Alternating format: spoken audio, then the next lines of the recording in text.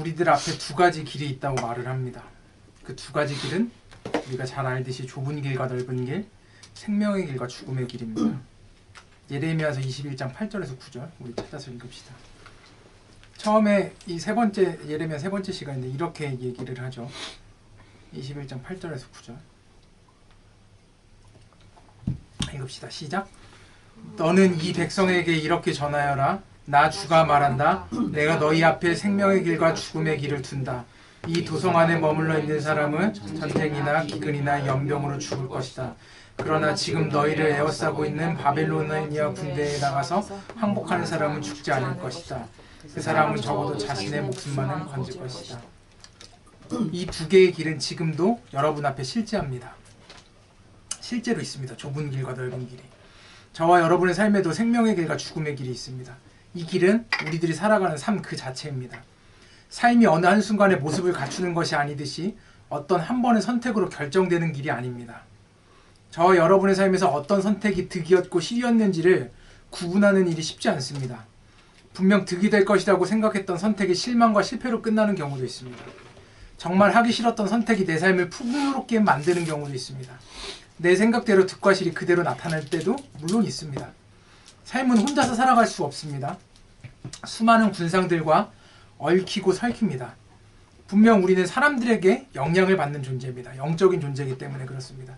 다른 사람들의 말과 행동, 삶의 태도들을 보고 영향을 받게 됩니다.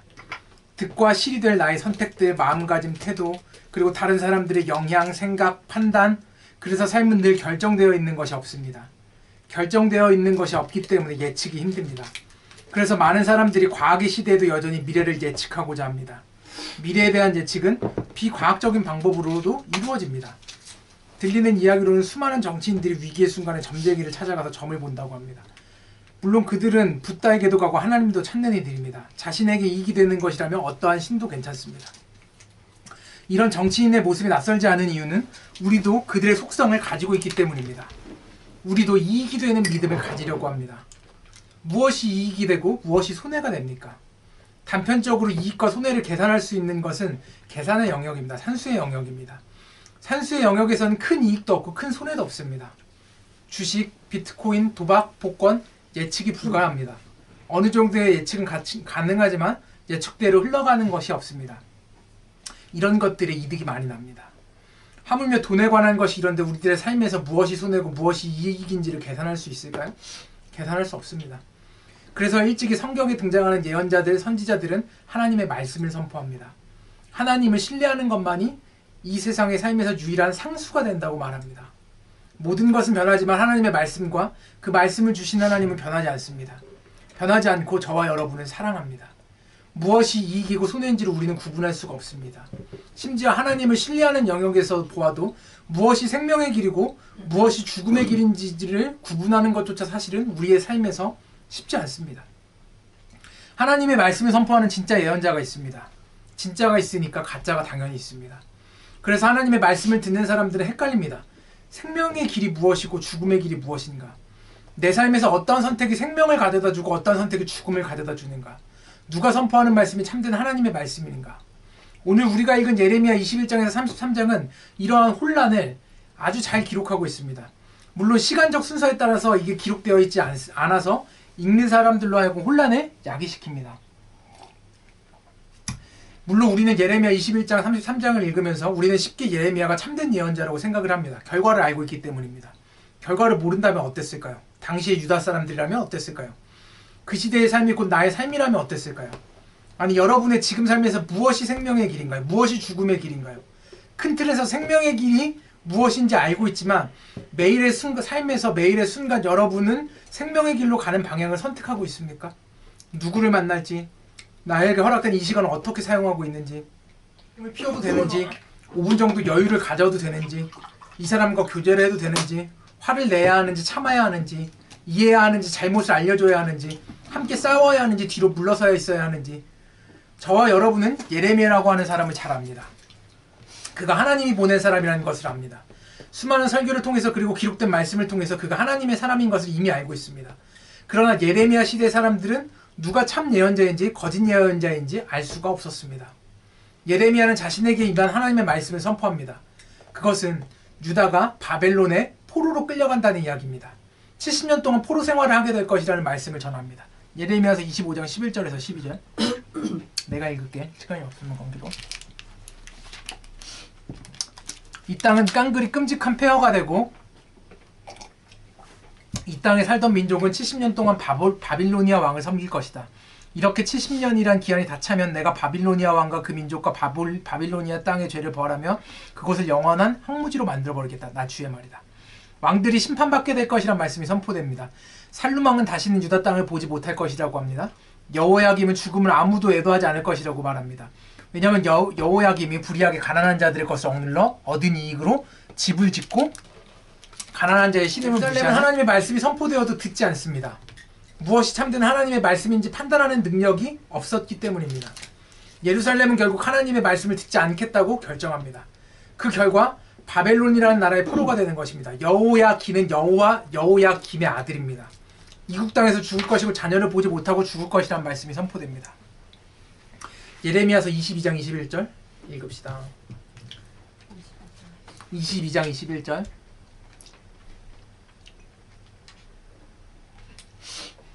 이스라엘의 유다가 하는 선택입니다. 22장 21절 다 같이 읽읍시다. 시작. 내가 표현하였을 때에는 내가 너에게 경고를 하여도 나는 듣지 않겠다 하고 거부하였다. 너는 어렸을 때부터 이런 버릇이 있어서 언제나 나의 말을 듣지 않았다. 왜 듣지 않기로 선택합니까? 이 선택의 기준이 예루살렘은 자기 자신입니다. 듣기 싫은 말입니다. 마음이 편하게 들을 수 있는 말이 아닙니다. 포로로 끌려가는 이유가 죄 때문이라고 말합니다. 네가 죄인이야. 네 죄는 이런 거야. 이런 행동들과 이런 마음이 네 죄 때문이야. 그래서 네가 이런 마음을 가지게 되고 감정에 휩싸이게 돼서 이런 선택을 하는 거야. 이런 이야기를 듣는 것은 참으로 쉽지 않습니다. 처음 들으면 인격이 무시당하는 느낌이 들기도 합니다. 대부분은 이런 이야기를 듣기 힘들어해서 하나님의 말씀을 떠나게 됩니다. 하나님의 말씀을 떠난 자리에 거짓 선지자들의 말씀을 채웁니다. 이것에 대해서도 이미 하나님께서 예레미야와 여러 선지자들을 통해서 말씀하셨습니다. 예레미야서 23장 16절에서 17절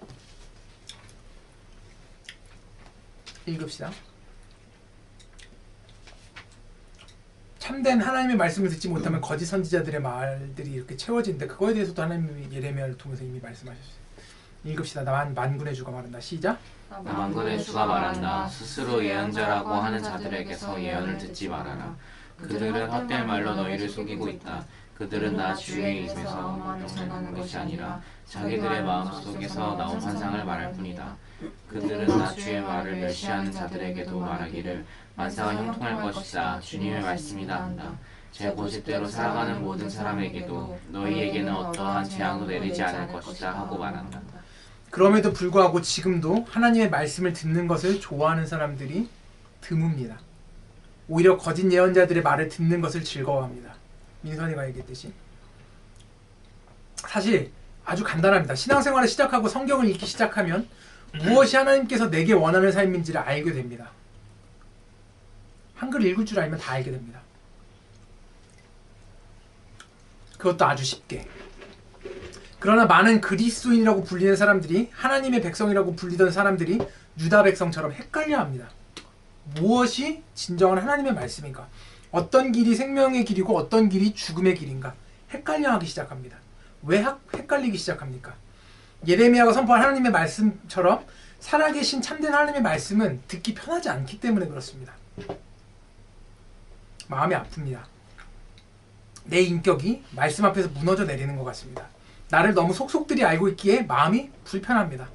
내가 사람들에게 보이고 싶은 모습은 이런 모습인데 철저하게 감추고 있던 모습들이 하나님 말씀 앞에서 드러납니다. 그러니 하나님의 말씀이 부담스럽습니다. 그러니까 부담스러운 부분은 빼고 들으려고 합니다. 예레미야서 23장 35절에 36절 읽읍시다.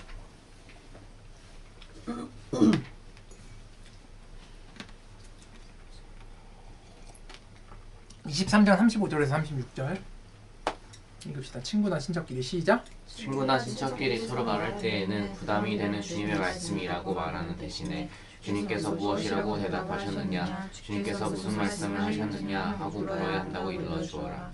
부담이 되는 주님의 말씀이라는 표현을 너희가 다시는 써서는 안 된다. 누군지 그런 말을 쓰는 사람에게는 이 말이 그에게 정말 부담이 될 것이라고 하여라. 그렇게 말하는 것은 살아계신 하나님 우리 하나님 만군의 주 말씀을 왜곡하는 것이기 때문이라고 하나요. 이렇게 기록되어 있습니다. 부담스러운 하나님의 말씀은 결국 피하게 됩니다. 부담이 느껴지는 그 말씀이 유다가 들었어야 할 하나님의 말씀입니다. 부담스러운 그 말씀이 저와 여러분이 귀 기울여 드려야 할 하나님의 말씀입니다. 그런데 유다는 그 부담스러운 하나님의 말씀을 하나님의 말씀에서 제외시켰습니다. 제외된 하나님의 말씀의 자리에 바알과 아세라가 자리 잡게 됩니다. 저와 여러분이 부담스럽다는 이유로 하나님의 말씀을 재단하기 시작하면 그 자리엔 반드시 우상이 자리합니다. 한국 교회들을 보십시오. 긍정의 힘, 순복음의 삼박자신앙, 건강, 재물, 하나님 믿으면 건강하고 재물의 복을 받고 자녀의 복을 받는데 이 순환에 갇혀서 부담스러운 하나님의 말씀을 제거해버렸습니다. 세상의 상식에도 미치지 못하는 윤리의식만을 가지게 되었습니다. 그래서 힘을 잃었습니다. 하나님의 말씀의 원초적인 힘 말입니다.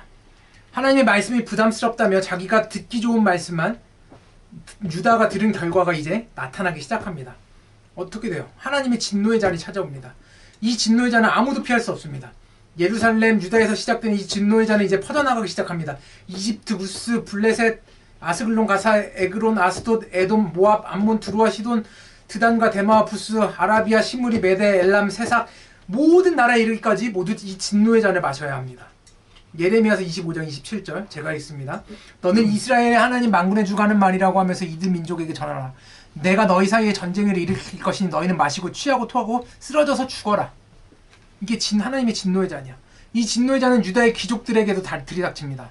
그러나 유다의 귀족들은 진노의 잔의 말씀을 선포한 예레미야를 죽이기로 결정을 합니다. 부담스럽고 듣기 싫다는 이유로 예레미야를 거짓 예언자로 몰아갑니다. 그러나 의식이 있는 백성들은 히스기야 시대의 예언과 미가의 예를 들면서 그를 옹호하게 됩니다. 요시야 왕 시대의 서기관이었던 사반의 아들 아이감이 예레미야를 옹호해서 예레미야는 죽음을 모면하게 됩니다. 예레미야를 설사 죽인다 해도 하나님의 진노는 끝나는 것이 아닙니다. 예레미야가 죽었다고 해도 하나님의 말씀은 여전히 살아있고 심판은 진행될 겁니다. 예레미야서 26장 4절에서 6절 우리 읽읍시다. 예레미야서 26장 4절에서 6절. 너는 나 주가 한 말에 읽읍시다. 시작.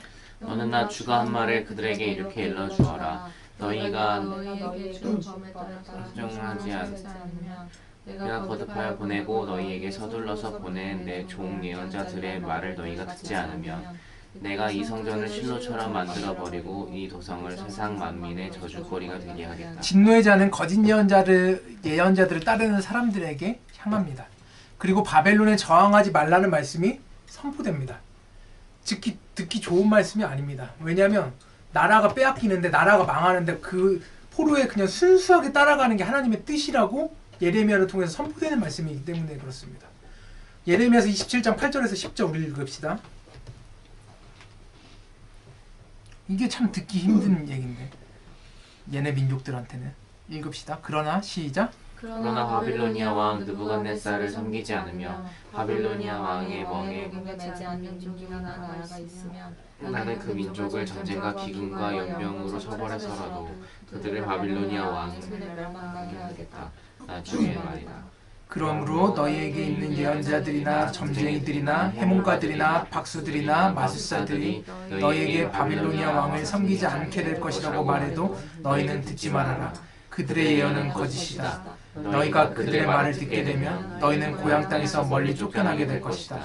내가 너희를 내쫓아 멸망하게 될 것이다. 하나냐라고 하는 예언가가 등장을 합니다. 이제 하나님의 말씀이라며 백성들이 듣기 원하는 말씀을 전하기 시작합니다. 2년 안에 바벨론이 하나님의 심판을 받게 될 것이라는 말씀입니다. 바벨론이 2년 안에 무너지니 유다는 망하지 않을 것이라는 이야기를 선포합니다. 유다 백성들이 듣고 싶어하는 이야기죠. 평안할 거라고. 망하지 않을 것이니 바벨론에게 2년 동안 대항하라는 말씀입니다. 이런 말을 듣자 예레미야는 그 자리를 그냥 떠납니다. 거짓을 전하는 예언자를 상대할 필요가 없기 때문에 그렇습니다. 그와 논쟁할 필요가 없습니다. 그냥 보여주면 됩니다. 예레미야는 하나냐가 죽을 것이라고 말합니다. 그리고 하나냐라고 하는 거짓 예언자는 그렇게 죽습니다. 28장 11절 예레미야서 28장 11절 읽읍시다. 그리고 시작. 그리고 하나냐는 온 백성이 보는 앞에서 이렇게 말하였다.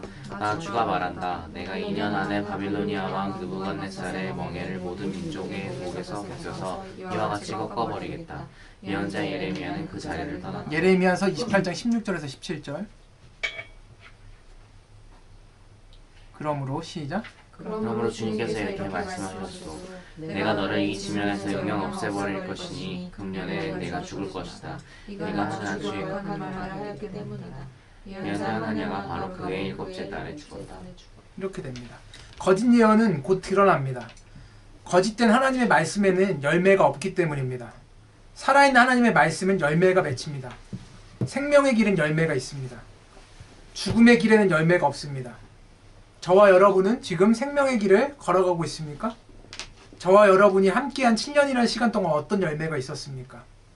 안정적 직업을 가지게 된 분도 있고, 전도할 수 없을 것만 같은 사람이 전도되어 교회에 오는 일도 있고, 무너진 경제적 토대가 조금씩 회복되는 분도 있었습니다. 그러나 이런 것은 열매 축에도 못 깁니다. 참된 열매는 여전히 여러분이 하나님의 말씀을 사모하고 있는 그 마음입니다. 하나님의 말씀에 순종하길 원한다는 것입니다.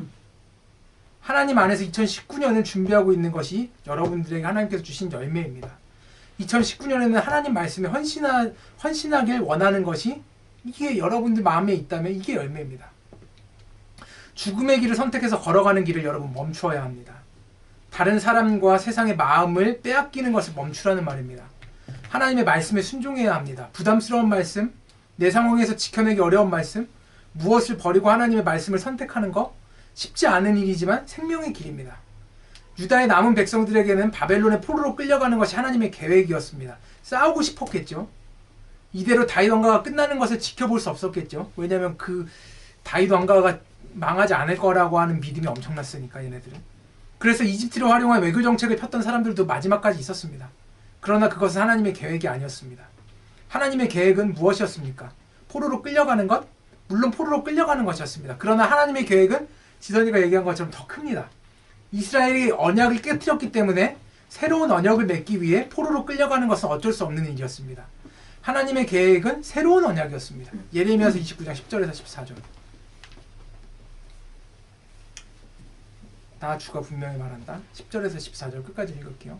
10절에서 14절 시작. 나 주가 분명히 말한다. 다 같이 한 목소리로 10절에서 14절 시작. 나 주가 분명히 말한다. 너희가 바빌로니아에서 70년을 다 채우고 나면 너희가 너희를 돌아보아 너희를 이곳으로 다시 데리고 오기로 한 나의 약속을 너희에게 그대로 이루어주겠다. 너희를 두고 계획하고 있는 일들을 나만이 알고 있다. 내가 너희를 두고 계획하고 있는 일들은 재앙이 아니라 번영이다. 너희에게 미래에 대한 희망을 주려는 것이다. 나 주의 말이다. 너희가 나를 부르고 나에게 와서 기도하면 내가 너희의 호소를 들어주겠다. 너희가 나를 찾으면 나를 만날 것이다. 너희가 온전한 마음으로 나를 찾기만 하면 내가 너희를 만나주겠다. 나 주의 말이다. 내가 너희를 포로 생활에서 돌아오게 하겠다. 내가 너희를 쫓아보냈던 세상의 모든 나라 모든 지역에서 너희를 모아오겠다. 내가 너희를 포로로 보냈으나 나는 너희를 그곳에서 너희의 고향으로 다시 데려오겠다. 나 주의 말이다. 31장 1절입니다.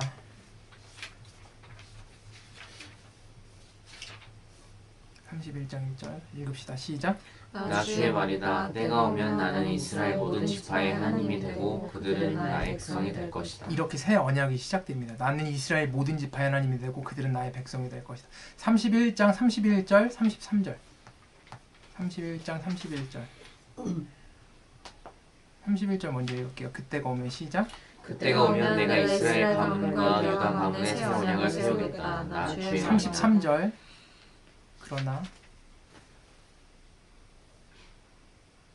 그러나 그 시절이 지난 뒤에 시작. 그러나 그 시절이 지난 뒤에 내가 이스라엘 가문과 언약을 세울 것이니 나는 나의 율법을 그들의 마음속에 넣어주며 그들의 마음판에 새겨 기록하여 나는 그들의 하나님이 되고 그들은 나의 백성이 될 것이다. 나 주의 말이다. 하나님의 큰 계획을 예레미야조차 몰랐습니다. 하나님은 유다 땅이 다시 회복될 것이기 때문에 예레미야에게는 망하는 땅을 돈을 지불하고 사라고 명령을 합니다. 예레미야는 하나님의 큰 계획을 알지 못해서 순종합니다. 하나님의 말씀이기 때문입니다. 예레미야가 바보가 아닙니다. 망하는 땅을 돈을 지불하라고 사라는 말씀을 따르는 것은 부담스러운 말씀입니다. 예레미야라고 하는 선지자에게도. 유다와 예레미야의 차이가 여기에 있습니다. 유다가 포로로 끌려가라는 말씀처럼 예레미야에게 유다 땅을 사라는 말씀은 부담스러운 말씀입니다. 그럼에도 예레미야는 땅을 삽니다. 예레미야는 하나님의 말씀을 따르게 됩니다. 그리고 하나님께 묻습니다. 예레미야 32장 25절 주 하나님 어찌하여 주님께서 이 도성이 이미 바빌로니아 군대의 손에 들어가게 되었는데 저더러 돈을 주고 밭을 사며 증인들을 세우라고 말씀하셨습니까? 32장 42절 44절 하나님이 이렇게 말씀하십니다. 32장 42절에서 44절 이건 읽읍시다. 나 주가 말한다. 시작. 나 주가 말한다. 내가 이 백성에게 이토록 큰 모든 재앙이 미치게 하였으나 이제 내가 이에 못지않게 그들에게 약속한 모든 복을 베풀어 주겠다. 너희는 지금 이 땅을 두고 사람도 없고 짐승도 없는 황무지이며 바빌로니아의 내 손에 들어간 땅이라고 말하지만 바로 이 땅에서 사람들이 밭을 살 것이다. 앞으로는 베냐민 땅에서만 아니라 예루살렘의 사방과 유다의 성읍들과 산간 지역 성읍들과 평지의 성읍들과 전중의 성읍들에서도 사람들이 돈을 주고 밭을 사서 매매 계약서를 쓰고 공인하고 증인들을 세울 것이다. 포로로 잡혀간 사람들을 내가 돌아오게 할 것이기 때문이다. 나 주의 말이다. 순종하는 사람에게 주어지는 특권이 있습니다. 하나님의 말씀을 따르는 사람에게 주어지는 특권이 있습니다. 하나님의 말씀을 부담스럽다고 재단하지 않고 부담스러운 그대로 행하는 사람에게 주어지는 특권이 있습니다. 하나님의 응답과 크고 놀라운 비밀을 알게 되는 것입니다. 그래서 예레미야 33장 3절은 되게 유명한 구절인데 이렇게 기록되어 있습니다. 네가 나를 부르면 내가 너에게 응답하겠고 내가 모르는 크고 놀라운 비밀을 너에게 알려주겠다. 네가 나를 부르면 내가 너에게 응답하겠고 네가 모르는 크고 놀라운 비밀을 너에게 알려주겠다. 정말로 그렇습니다. 하나님의 말씀을 따르게 되면 보이는 것들이 있습니다. 하나님의 말씀을 따를 때에만 보이는 것들이 있습니다. 하나님께서 일하시는 것이 보입니다. 제 삶에서 일하시는 하나님을 보는 것뿐만 아니라 주변 사람들의 삶에서 일하시는 하나님, 세상을 다스리시는 하나님을 보게 됩니다. 이런 것을 보더라도 부담스러운 말씀은 여전히 존재합니다. 여러분도 하나님의 말씀이 부담스러울 때가 분명히 있을 겁니다. 성경을 매일 읽으라는 것, 영성일기를 쓰라는 것, 기도하라는 것, 매일 기도하라는 것, 하나님을 매일 찾으라는 것, 11조 하라는 것, 주의를 지키라는 것, 안식일을 지키라는 것, 부담스러울 정도의 주정 헌금을 하라는 것, 죄인임을 인정하라는 것, 예수 그리스도를 인격적으로 매일 만나는 것, 모든 것들이 사실은 부담스러운 말씀들입니다. 그러나 이것을 하라고 명령하신 하나님의 큰 계획이 있습니다. 그 계획은 크고 놀랍고 비밀한 일들입니다. 이러한 것들을 하라는 하나님의 말씀에 순종할 때, 기쁨으로 참여할 때 저와 여러분은 단순하게 저런 것을 하라는 명령이 부담되는 일로만 생각되지는 않을 겁니다. 유다는 부담스러운 말씀을 듣지 않아서 70년의 포로 생활을 해야만 했습니다. 유다가 포로가 되는 것이 하나님의 계획의 끝이 아니었습니다. 그것은 시작이었습니다.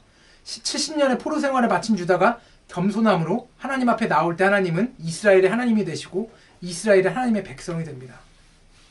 저와 여러분은 부담스러운 말씀을 유다처럼 제거하지 않았으면 좋겠습니다. 듣고 행하기 어려운 말씀이라도 하나님의 말씀이라면 듣고 순종하고 죄의 길에서 마음을 돌이킬 수 있었으면 좋겠습니다. 죄와 사망의 법에서 죽음의 길에서 벗어나십시오. 생명의 길로 들어오십시오. 죽음보단 부담스러운 것이 더 낫습니다. 거룩한 행위는 부담스럽습니다. 당연합니다. 저와 여러분은 거룩한 존재가 아니기 때문에 그렇습니다. 그러니 하나님께 나아가려고 할 때 부담스러운 영역이 있을 수밖에 없습니다. 여러분이 부담스러운 마음을 하나님 앞에 드리셔야 합니다. 그래야 거짓 예언자들의 말에 속지 않을 수 있습니다. 깨어서 성경을 읽으시고 기도를 하시기 바랍니다. 삶의 11조를 하나님 앞에 드리시길 바랍니다. 2018년에 부담감 때문에 귀찮음 때문에 하지 못했거나 멈춰있거나 드문드문 생각날 때 했었던 거룩한 행위들을 2019년에 여러분들의 일상이 되도록 마음을 다잡으십시오. 죽음의 길에서 돌아서 생명의 길로 오십시오. 하나님께서 여러분을 위해 놀랍고 커다란 계획을 가지고 계십니다. 하나님께 부르짖어 보십시오. 오늘 예레미야 말씀을 통해 거룩한 부담감이 하나님과의 단절이 아니라 소통이 될 수 있게 간절하게 바랍니다.